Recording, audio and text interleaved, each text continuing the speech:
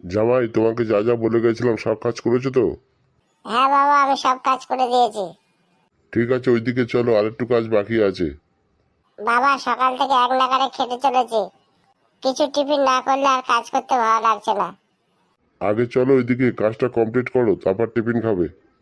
বাবা, শ্বশুর বাড়িতে থাকি বলে এত কাজ করিয়ে নেবেন? আপনার নিজের ছেলে হলে এত কাজ করাতে পারতেন। কেন বাবা, জামাই নিজের ছেলের মতো নয়? সেটাই তো দেখতে পাচ্ছি, নিজের ছেলে মনে করলে আগে খেতে দিতেন। এই দেখো, জামাইয়ের জন্য পান্তা ভাত দাও তো। দেখুন বাবা, আমার ঠান্ডা লেগেছে, আমি আর পান্তা খাবো না। পান্তা ছাড়া আর কি আছে বলো, পান্তাই তোমাকে খেতে হবে।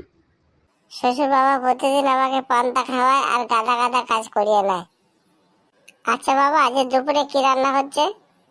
আজকে আমার ভাইপো আসার কথা আছে, তাই মাংস আনতে যাব। ঠিক আছে, পান্তাটা খেয়েই নি, দুপুরে তো ভালো রান্না হচ্ছে, চিন্তা কি। ঠিক আছে বাবা, পান্তাটা খেয়ে নি, তারপর কাজ করছি। ততক্ষণ চলো কাজটা করে দাও, পান্তা আসতে দেরি হবে। আবার দেরি হবে কেন বাবা? তোমার শাশুড়ি মা বাড়ির কাজ করবে, স্নান করবে, তারপর তো নিয়ে আসবে নাকি? আমারও যেমন খেয়ে পড়ে কাজ নেই, ঘর জামাই থাকতে গেছি। নাও, খিদেতে মরো এবার, না খেয়ে কাজ করো। জামাই, যতক্ষণ না পান্তা আসে তুমি ততক্ষণ ওইদিকে জঙ্গলটা পরিষ্কার করো, আর আমি বাজারে যাই, গিয়ে মাংসটা নিয়ে আসি।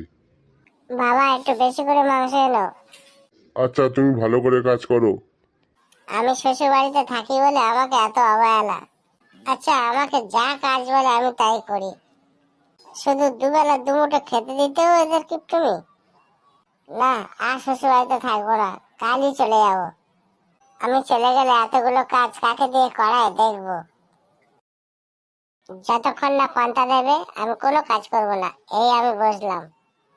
কিরে, কেমন আছিস? আমি এই বাড়ির জামাই, আর তুমি আমাকে কিরে বলে সম্বোধন করছো? জামাই তো কি হয়েছে? শ্বশুর তো তোমাকে বসিয়ে খাওয়ায় না, কাজ করিয়ে খাওয়ায়। যে কোনো জায়গায় থাকতে গেলে কাজকর্ম করতে হয়। আমি এ বাড়ির জামাই, আমার একটা সম্মান আছে। তোর যদি সম্মান থাকতো তুই এই বাড়িতে পড়ে থাকতিস না। তুমি আমাকে এত বড় কথা বললে? ঠিক আছে, আমি এক্ষুনি চলে যাব। তোর কে থাকতে বলেছে, তুই যা না। ঠিক আছে, আমি এই চলে যাচ্ছি। হ্যাঁ হ্যাঁ হ্যাঁ, যা যা। শ্বশুর যদি জিজ্ঞাসা করে তাহলে বলে দিও তুমি তাড়ি দিয়েছো। ঠিক আছে ঠিক আছে। শ্বশুর গেছে বাজারে মাংস কিনতে। আমি যদি রাগ করে চলে যাই তাহলে আর দুপুরে মাংসটা খাওয়া হবে না। না না, এত বোকামি করলে চলবে না।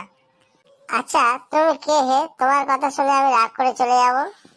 বাবা আসুক, বাবা যদি বলে চলে যেতে তাহলে চলে যাব। আমি জানি তুই যাবি না, তোর মতো ছেলেরা শ্বশুর বাড়ি কোনোদিন ছাড়বে না। আবার অপমান? তুমি কিন্তু আমাকে সমানেই অপমান করে যাচ্ছ। তুই তো অপমানের যোগ্য। তোমার বিয়ে হয়নি, বিয়ে হোক, দেখবে তুমিও শ্বশুর বাড়িতে থাকতে পছন্দ করছো। শ্বশুরের অগাধ সম্পত্তি, সেগুলো ভোগ দখল করার জন্যই তো চলে এসেছিস। মুখ সামলে কথা বলবে বলছি। কিরে ভাইপো, কখন এলি? এই তো একটু আগে কাকা। বাবা, তোমার ভাইপো খুব বুদ্ধিমান। আমি এখানে থাকি বলে ভাইপোরও খুব ইচ্ছা কাকার বাড়িতে কিছুদিন থাকবো। হ্যাঁ, তো থাকুক না। হ্যাঁ কাকা, ভাবছি বেশ কিছুদিন থেকে যাব। তাহলে এক কাজ কর, আমি বরং এই মাংসটা নিয়ে বাড়িতে দিয়ে আসি। ততক্ষণ তুই ওই জামাইয়ের সঙ্গে ওই জঙ্গলটা কাটতে লেগে পড়। কাকা, এ তুমি কি বলছো? আমি আমি কাজ করব? কেন, খেতে খেতে দোষ কি? তোরা একটু কাজ কর, আমি এক্ষুনি আসছি। আমার শ্বশুর একদম অন্য রকমের, কাজকে খুব ভালোবাসে। এমন কর্মটা জামাই পেয়ে শ্বশুর আমাকে ছাড়তেই চায় না। কিন্তু আমি তো কাজ করতে পারি না। কাজ করতে পারো না তো কি হয়েছে, খেতে তো পারো। আর খেতে গেলে কাজ করতেই হবে, এটা আমার শ্বশুরের নীতি। আজকে তোমার জন্য মাংস এনেছে, বুঝতে পারছো তাহলে তোমাকে দিয়ে কতটা খাটিয়ে নেবে। হ্যাঁ, বলো কি জামাই? এই তো এতক্ষণ পরে জামাই বলে সম্মান দিলে।